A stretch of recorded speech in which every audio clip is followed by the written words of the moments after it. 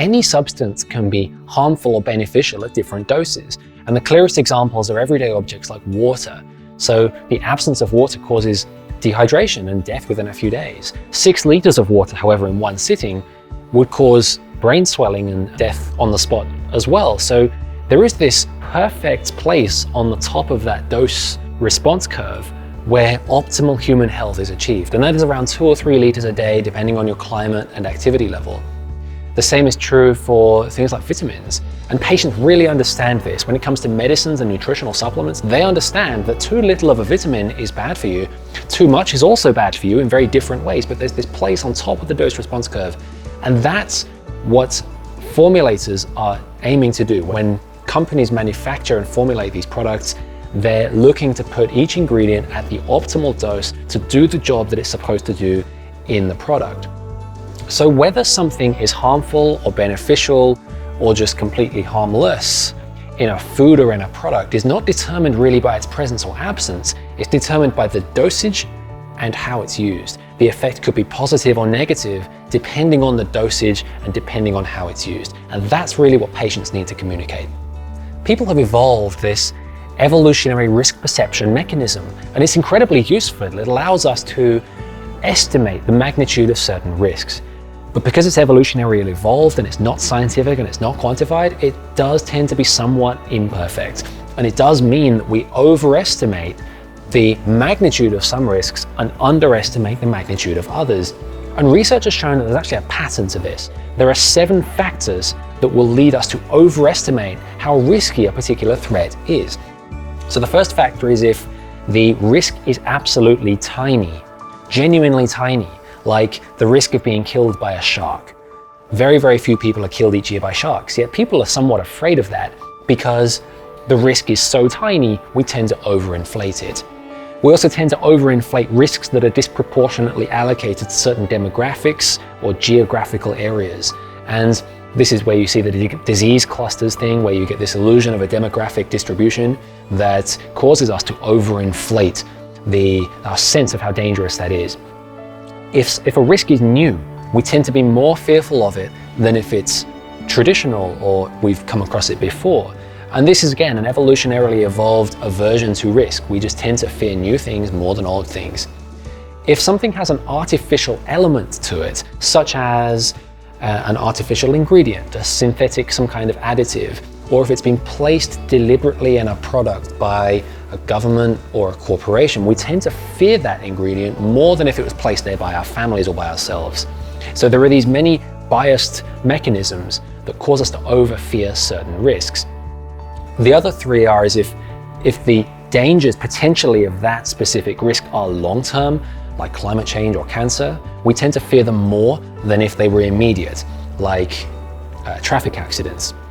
If that particular danger poses no positive side effect, we tend to fear it even more. So, for example, being attacked by a lion or another wild animal, we tend to fear that because there's no positive aspect of being attacked by a wild animal. Yet smoking is something people actually seem to enjoy. So they underfear the risk of smoking because they get something positive out of it, despite the long-term highly negative consequences. The final one is if the risk has been imposed on them by other people, they feel out of control, and we feel safer when we're more in control. We feel more fearful when we're not in control, irrespective of actual risk.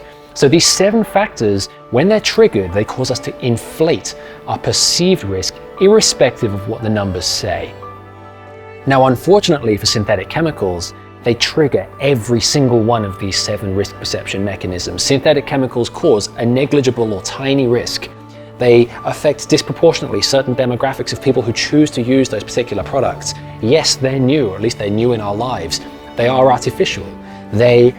If they do have any effects, there are no acute effects. So if there are any, people assume they might be long-term, and that triggers people's fear as well to become even more inflated. They don't know what they're for, generally in products. They don't know what phenoxyethanol or parabens might be doing. They just know that they're bad. Generally, patients might have an aversion to them, but they're not exactly sure what they're there for. The only way to assess the safety of a chemical ingredient is to look at its dosage, how it's used, and on whom. So what might have a very good effect at a low dose may not necessarily have a good effect at a high dose, and a very high dose may have a different effect again.